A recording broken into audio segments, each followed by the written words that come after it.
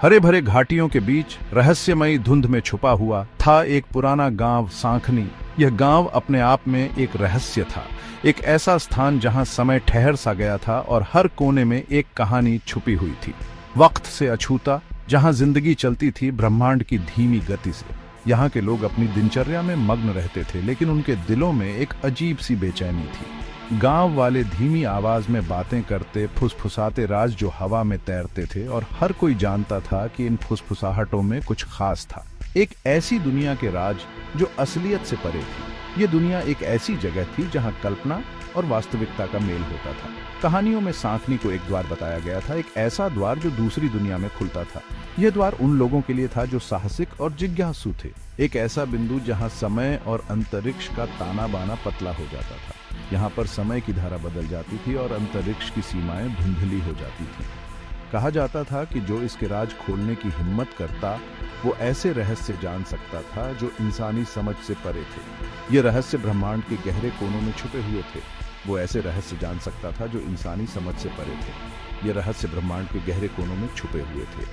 इन रहस्यों को जानने के लिए एक विशेष दृष्टिकोण और साहस की आवश्यकता थी। इस गांव में एक अजीब सी खिंचाव थी जो उन लोगों को बुलाती थी जो ब्रह्मांड के रहस्यमय नाच के जवाब ढूंढ रहे थे। यह खिंचाव एक अदृश्य शक्ति थी जो लोगों को अपनी ओर आकर्षित करती थी, जो उन लोगों को बुलाती थी जो ब्रह्मांड के रहस्यमय नाच के जवाब ढूंढ रहे थे। यह गांव उन लोगों के लिए एक मक्का था जो जीवन के गहरे रहस्यों को समझना चाहते थे। ये सपने देखने वालों और शक्की लोगों दोनों को बुलाता था, और हर कोई यहाँ आकर अपने सवालों के जवाब ढूंढने की कोशिश करता था। यहाँ के लोग और उनके अनुभव एक दूसरे से जुड़े हुए थे। एक ऐसी दुनिया का वादा करता था जो उनकी कल्पना से भी परे थी। सांखनी एक विरोधाभास था, एक ऐसी जगह जहाँ पुराने मिथक वैज्ञानिक चमत्कारों की संभावनाओं से जुड़े हुए थे। ये गांव एक ऐसा स्थान था जहां हर कदम पर एक नई खोज होती थी। एक ऐसी जगह जहां पुराने मिथक वैज्ञानिक चमत्कारों की संभावनाओं से जुड़े हुए थे। यहाँ पर हर कहानी में एक सच्चाई छुपी हुई थी और हर सच्चाई में एक कहानी। सांखनी एक ऐसा गांव था जो हर किसी को अपनी ओर खींचता था, और यहाँ आने वाला हर व्यक्ति एक नई कहानी का हिस्सा बन जाता था। ख्याल एक नया एस्ट्रोफिजिसिस्ट जो सितारों और ब्रह्मांड के रहस्यों में खोया रहता था, और रिदा जिसे हिस्ट्री का बहुत शौक था, पुरानी किताबों और आर्टिफैक्ट्स में उसकी दिलचस्पी थी, सांखनी के रहस्यों की तरफ खींचे चले आए। यह गांव जो सदियों से अपने अंदर कई अनसुलझे रहस्य समेटे हुए था। बचपन के दोस्त दोनों में एडवेंचर का जुनून था और अननोन चीजों के लिए एक अलग ही फैसिनेशन। वे हमेशा से कुछ नया और रोमांचक खोजने की चाह रखते थे। उनका सफर शुरू हुआ एक पुराने नक्शे से जो रिदा के परिवार में पीढ़ियों से चला आ रहा था। यह नक्शा उनके लिए एक खजाने की तरह था जो रिदा के परिवार में पीढ़ियों से चला आ रहा था। यह नक्शा उनके पूर्वजों ने बहुत संभाल कर रखा था और अब यह उनके हाथों में था।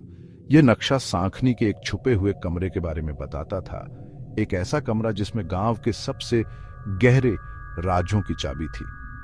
यह कमरा सदियों से किसी ने नहीं देखा था, एक ऐसा कमरा जिसमें गांव के सबसे गहरे राजों की चाबी थी। यह चाबी उन रहस्यों को खोल सकती थी जो अब तक अनसुलझे थे। यह मैप कमाल का है। देखो रीडा, इसकी डिटेल्स। यह नक्शा बहुत ही इंट्रिकेट है और इसमें कई छुपे हुए संकेत हैं। ऐसा लग रहा है यह हमें किसी खास जगह ले जा रहा है। यह नक्शा हमें एक ऐसे सफर पर ले जा सकता है जो हमने कभी सोचा भी नहीं था। हाँ ख्याल, पता है, मेरे परिवार ने इसे कई जेनरेशन से रखा है और यह हमारे लिए बहुत महत्वपूर्ण है। मेरे परिवार ने इसे कई जेनरेशन से रखा है, पर किसी को इसका असली मतलब नहीं पता चला। यह नक्शा हमारे पूर्वजों के समय से हमारे पास है, पर किसी को इसका असली मतलब नहीं पता चला। शायद अब पता चल जाए। यह हमारे लिए एक बड़ा रहस्य है, शायद अब पता चल जाए। यह नक्शा हमें उन रहस्यों तक ले जा सकता है जो अब तक अनसुलझे थे। नक्शा उन्हें एक पुरानी किताब तक ले गया जो एक प्राचीन लाइब्रेरी में छुपी हुई थी। यह किताब बहुत ही पुरानी और रहस्यमयी थी, जिसके पन्ने कॉम्प्लिकेटेड डायग्राम्स और मिस्टीरियस वर्सेस से भरे थे। यह किताब बहुत ही इंट्रिकेट और डिटेल्ड थी। यह पैरेलल डिमेंशंस के बारे में बताती थी और उन डिमेंशंस के गेटवेज के बारे में भी, ऐसे गेटवेज जो खोले जा सकते थे, और उन गेटवेज के पीछे छुपे हुए रहस्यों के बारे में भी, और उस नाजुक बैलेंस के बारे में जो ब्रह्मांड को थामे हुए था। यह किताब ब्रह्मांड के रहस्यों को समझने की एक कुंजी थी। ये डायग्राम्स, ये सिर्फ कहानियां नहीं है रीडा, ये डायग्राम्स बहुत ही डिटेल्ड और इंट्रिकेट हैं, ये सिर्फ कहानियां नहीं है रीडा। ये डायग्राम्स हमें कुछ बहुत महत्वपूर्ण बताने की कोशिश कर रहे हैं। ये किताब एक गाइड है, एक निशानी जो बहुत पहले के नॉलेज के रखवालों ने छोड़ी है। ये किताब हमें उन रहस्यों तक ले जा सकती है, एक निशानी जो बहुत पहले के नॉलेज के रखवालों ने छोड़ी है। ये किताब हमें उन रहस्यों तक ले जा सकती है जो अब तक अनसुलझे थे। अगर हम इसे समझ लेते हैं ख्याल, तो हम सांखनी और उसके भी परे के राज खोल सकते हैं। यह किताब हमारे लिए एक कुंजी है, तो हम सांखनी और उसके भी परे के राज खोल सकते हैं। यह किताब हमारे लिए एक कुंजी है जो हमें उन रहस्यों तक ले जा सकती है जो अब तक अनसुलझे थे।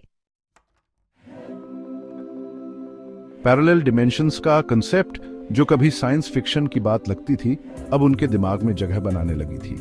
किताब एक मल्टीवर्स के बारे में बताती थी, अनंत रियलिटीज का एक जाल जो उनकी अपनी दुनिया के साथ साथ मौजूद था। यह एक ऐसे यूनिवर्स के बारे में बताती थी जहां स्पेस और टाइम सीधे नहीं बल्कि फ्लूइड थे, जहां हर चॉइस का हर पॉसिबल आउटकम एक अलग पैरेलल रियलिटी में एग्जिस्ट करता था। क्या कोई ऐसी दुनिया हो सकती है जहां डायनासोर्स अभी भी घूमते हों या जहां लाइब्रेरी ऑफ अलेक्जेंड्रिया कभी जली ही ना हो? ये पॉसिबिलिटीज जितनी डरावनी थीं, उतनी ही एक्साइटिंग भी। उनके सामने रात के आसमान के तारों की तरह फैली हुई थीं। उन्होंने खुद के अलग वर्जन्स इमेजिन किए, अलग अलग जिंदगियां जीते हुए, अलग चॉइसेस करते हुए, और सोचा कि क्या वो वर्जन्स कभी तारों को देखकर दूसरी रियलिटीज के बारे में सोचते होंगे। सेक्शन 4, भूतकाल के साए सांखनी के राज खोलना। छुपे हुए कमरे की हमारी तलाश हमें सांखनी की भूल भुलैया जैसी गलियों और पुराने खंडहरों से होकर ले गई। हमने टूटती दीवारों पर बने मिस्टीरियस सिंबल्स को डिकोड किया। हर क्लू हमें रहस्य के केंद्र के करीब ले जा रहा था। गांव वाले जो पीढ़ियों से सांखनी के राजों के रखवाले थे, एक जानकार खामोशी से देख रहे थे। उनकी आंखें एक पुराने ज्ञान को दर्शा रही थीं। आखिरकार हम सांखनी के पुराने किले के खंडहरों में छुपे हुए कमरे के एंट्रेंस के सामने खड़े थे। हवा एंटिसिपेशन से भरी हुई थी। जैसे ही हमने पुराने दरवाजे को धक्का दिया, हमारे दिल भूतकाल की गूंज के साथ धड़क रहे थे। अंदर उन्हें अजीबोगरीब डिवाइसेस मिले, एक भूली हुई टेक्नोलॉजी के अवशेष जो गांव के एक्स्ट्रॉर्डिनरी पास्ट की ओर इशारा करते थे। सेक्शन 5, समय के धागे। पलों की भूल भुलैया में रास्ता ढूंढते हुए समय के धागे हमें उन पलों में ले जाते हैं जहां हर क्षण एक नए रहस्य को उजागर करता है। यह एक ऐसी यात्रा है जो हमें समय के जटिल ताने बाने में गहराई से ले जाती है। उन डिवाइसेस में उन्हें एक ऑरेरी मिला, लेकिन वो उन सेलेस्टियल बॉडीज का नहीं था जिन्हें वो जानते थे, बल्कि घूमती हुई गैलेक्सीज का हर एक अलग डिमेंशन को रिप्रेजेंट करती थी। यह ऑरेरी एक जादुई यंत्र था जो समय और स्थान के बीच के संबंधों को दर्शाता था। हर गैलेक्सी एक अलग समय रेखा को दर्शाती थी और उनके बीच की दूरी उन अनगिनत संभावनाओं को दर्शाती थी जो मल्टीवर्स में मौजूद थी।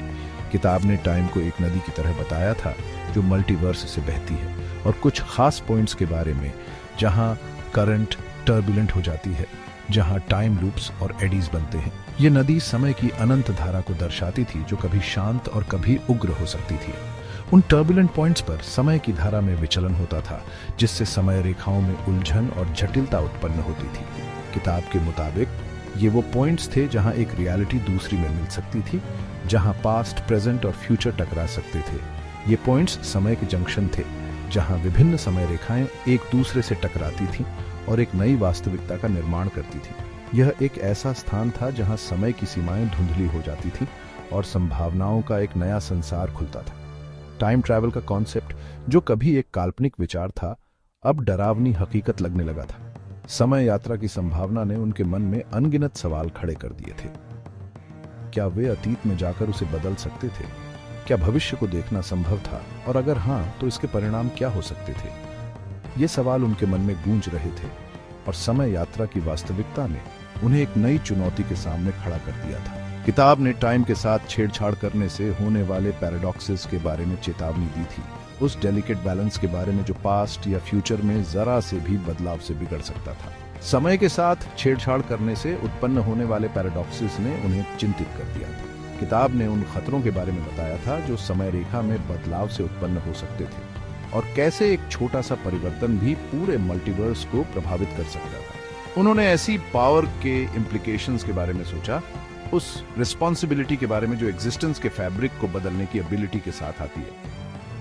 ये एक भारी जिम्मेदारी थी जो उन्हें समय और स्थान के जटिल ताने बाने को समझने और उसे संभालने की आवश्यकता थी। उन्होंने सोचा कि क्या वे इस शक्ति का सही उपयोग कर पाएंगे और क्या वे समय की धारा को सही दिशा में मोड़ पाएंगे। यह एक ऐसा विचार था जो उन्हें लगातार सोचने पर मजबूर कर रहा था।